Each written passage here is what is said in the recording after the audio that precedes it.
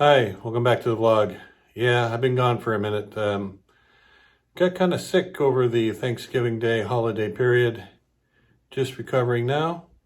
You might be able to tell from my voice, but anyway, sit back, relax, enjoy. Here it comes.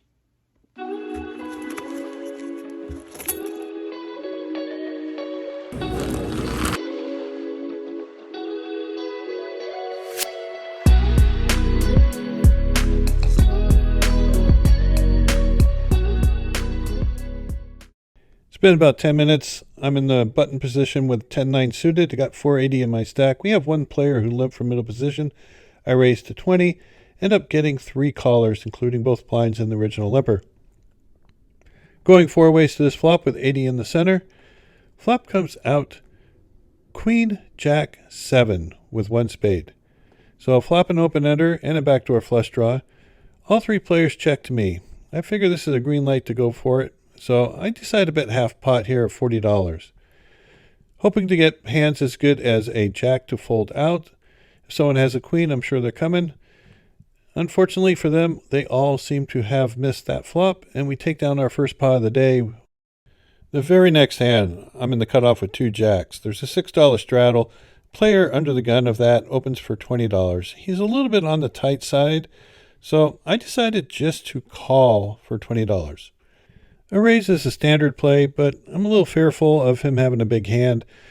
Of course, my call does entice the button, the small blind, and the straddler all to come along also, so we head off to a flop with 103 in of 10-9-6 with 2 spades. Not the greatest of flops, but we still have an overpair. I'll be happy if everybody checks to me, and that's exactly what happens. Deciding on what size to bet, I think I can go bigger here. I'm not the pre-flop raiser, so it's not really a C bet. So I bet out for $60, hoping to get a bunch of folds. When it gets to the person in the straddle, they go into the tank for a while. Now, he's the most likely to have some of this stuff. Middling cards, possible straight or flush draws, maybe a pair and a straight or a pair and a flush draw. Anyway, he decides to let it go, and now the pre-flop aggressor, I think he's more inclined to have hands like overcards, but he doesn't want to take the chance. The game's been a little passive, so I decided to open for a raise with King Jack offsuit from the small blind. End up getting 2 callers, one from the player on the button and the other from the small blind.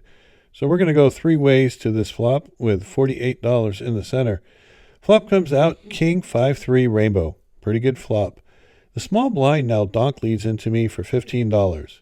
There's a couple different ways to play this. I decided just to call and be a little bit more passive and protect my calling range for future action. Turn card comes as a 9 of clubs. We are heads up, and he decides to check over to me. And here, I decide to check it back. Sometimes I would be checking my strong hands also. River card comes as a 3 of clubs. Does put up a backdoor flush. He checks again. I figure it's time to get some value from a hand like a king with a weak kicker. I bet $50. He goes into the tank. He's thinking, did he really make a runner-runner flush? What could he have possibly had? He doesn't have a 3 in his hand. Maybe my king is good. I know I don't have a great kicker, but would he bet his king on the turn if he had it? After some thought, he decides, well, I'm just going to pay him off because I don't really think he has a king. So he puts in the 50. I show him the bad news, and he later told me he did have a king with a weaker kicker. All right, one player limps in. I like down at 2 jacks from the low jack. Make it $20. It's folded back around to the player in the big blind who puts in the call. The original limper decides to just muck his hand, so we're going to go heads up with the big blind with $44 in the pot. Flop comes out King Jack 8 rainbow. Yeah, that's a pretty good flop from my hand. Big blind checks it. I'm going to go ahead and continuation bet here for $20. I figure I want to be able to get some action from a player with a king or possibly a draw. Big blind puts in the call for the $20. Turn card comes as a 4 diamonds. I played with this player a lot. I think he probably has a king in this spot. So I'm going to size up just a little bit and bet for $60. My opponent thinks about it for just a little bit before deciding to put in the call. So I think he still has a strong hand, either that or a monster draw, which I can only see an open-end straight draw. So he calls. We get to see a river card of an 8 of diamonds.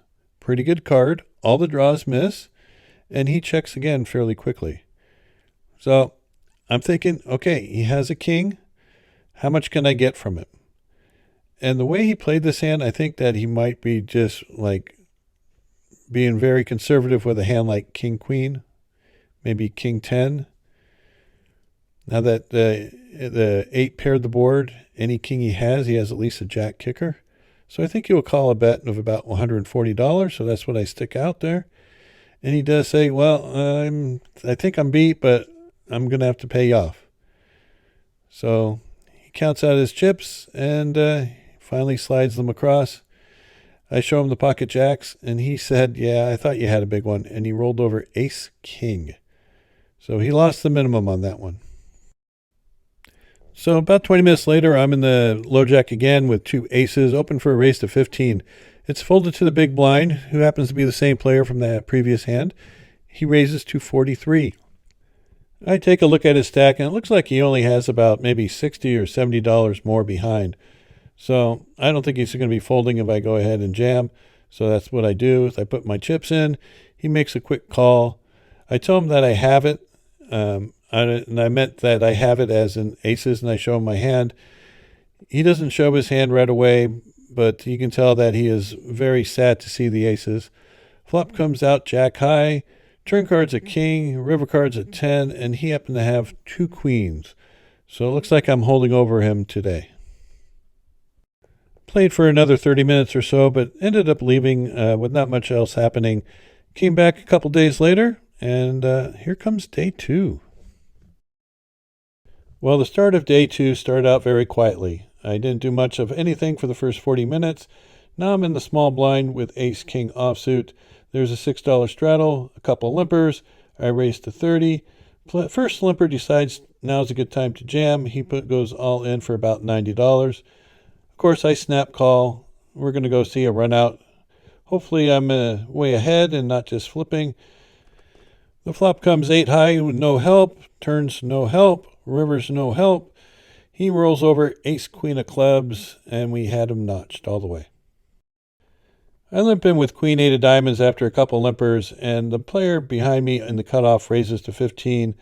I get 3 callers, so I decide to call with 8 queens suited, and we head off to a flop with 75 in the center, and the flop comes out pretty damn good. It's queen 8-3 with the 3 of diamonds. So I got top 2 and a backdoor flush draw. It's checked around to me. I check to the aggressor. He bets out for $45. I've played with this player for a little bit now, and it seems like he has a big hand. So I'm thinking he has an overpair at this point, and this would be a great time to get some money in. No need to slow play this thing. I make it 120. I kind of make it the sizing that he would want to call, and when a blank comes on the turn, I'm going to get some more money in and see if I can get his stack. He thinks for a moment and finally ends up making the call. It only cost him $75 more, so he's very enticed. I think he's a little wary that I might have something like pocket 3s or pocket 8s, or I could be doing this with a hand like ace queen or maybe even king queen. Turn card comes as a 10 of spades, basically a complete blank. There's no way he's having pocket 10s in this spot. No way he's going to have queen 10 in this spot. So I decided to go ahead and bet big. I make it $200. I kind of want him to call. He does it one step even better. He decides, well, if I'm going to be calling 200, I'm going to be going all in. So he goes ahead and says he's all in. He has about $360 something in his stack. So this is an easy call. I'm pretty sure he has something like aces or kings. He asks if I flopped a set as he shows his pocket aces, and the river card comes as the 10 of clubs, counterfeiting my 2 pair. Ouch. Well, it's time to add $500 to my stack and get back in there and see if we can get even or maybe even a little ahead. End up winning some small pots. I'm now only $440 stuck. And I pick up ace-6 in the small blind, and we're playing a little short-handed. Definitely a hand I'm going to be raising with in the small blind, so I make it 20. There was a $6 straddle, and the player who had the $6 straddle is the same player who had the aces on the previous hand, and now he raises to 70. So to put a little context on this player, I believe he was stuck pretty good until he beat me out of that hand where he had aces, and now he's even or maybe slightly ahead. So I don't think he's going to be gambling so much. His raise sizing and the way he did it made me feel like he had a very good hand, maybe something like jacks, tens, maybe possibly queens. If he has aces or kings, I'm just dead meat. But since I have ace removal and I don't think he's that interested in gambling anymore, I decided to put in a raise. I've been very quiet, haven't made any sort of crazy moves. I put in a re-raise and slide $200 more into the pot, just like I bet that $200 on the last hand, trying to mimic everything exactly the way I did on the previous hand. He thinks for a while, shows pocket jacks, and throws them in the muck. I guess that's one of the benefits of having a strong image while you're playing poker. Well, it's 2.5 hours in. I'm still stuck. Player opens for a raise to 15. Player to my right calls. I decide to call, and so does one of the blinds. So we're going to go 4 ways to this flop with 61 in the pot. Flop comes out really good. It's King 8-6 with 2 diamonds. So we got bottom set, and it is a active wet board. Player bets for $25. Player to my right folds. I raise to $75, trying to just get it heads up with this player. If he has a hand like ace king, king queen, or something better than that, he's not going to be going anywhere. I definitely want to raise to get some of the draws to fold out. Player in the big blind now cold calls the 75. And the initial aggressor just shoves his entire rack in there, which is about $233. So what could they have? All right, let's think of the big blind first. To check it and then call a bet and a raise, I'm thinking he has to have a big draw. If he had like a king 8 or a set of 8s, he would have gone ahead and re-raised himself. Therefore, he's much more likely to be on a draw than a made hand. Now, the player who jammed his entire rack in the center, I think he has a hand like ace king, king queen, and is just getting his chips all in because he has top pair and he knows that the board is wet and he wants value out of any kind of flush draw also. So with him going all in, it's up to me. Do I want to try to entice the other player in with the big draw? Heck no. I want to go ahead and force him out. So it doesn't take me long to decide I'm just going to go ahead and jam all in. If the guy wants to play his draw, he's going to have to pay for it. And he goes into the tank for probably about 20 seconds or so. And trying to think if he has the correct price. I'm thinking that a hand like 7-9 of diamonds, 7-8 of diamonds, maybe 7-5 of diamonds, maybe just a nut flush draw, or even queen jack of diamonds, any kind of flush draw. Anyway, he finally releases his hand, and we get to go heads up with the all-in player, who I believe has something like ace king. Turn cards at 10, rivers a 3. He turns over pocket aces. So we're 1 for 2 against pocket aces today. There's a $6 straddle. Solid player opens for 25. He gets 1 caller, and now it's to me on the button with ace queen offsuit.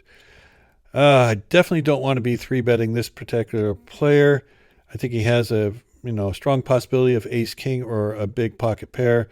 So I decided just to call on the button with my ace queen, which invited the small blind and the $6 straddle to come along with. So we got 125 in the center, and the flop comes ace 10-5 with 2 clubs. Not a bad flop for our particular hand. It's check to the initial aggressor who checks, and then the next player jams all in for $110. He seems pretty happy to get his chips in, so it's either going to be a big hand or a big draw. So a hand like ace 10, pocket 5s maybe, or king queen clubs, king jack of clubs, queen jack of clubs. Well, for 110, I don't think I can get away from it, so I go ahead and make the call. All the other players fold out.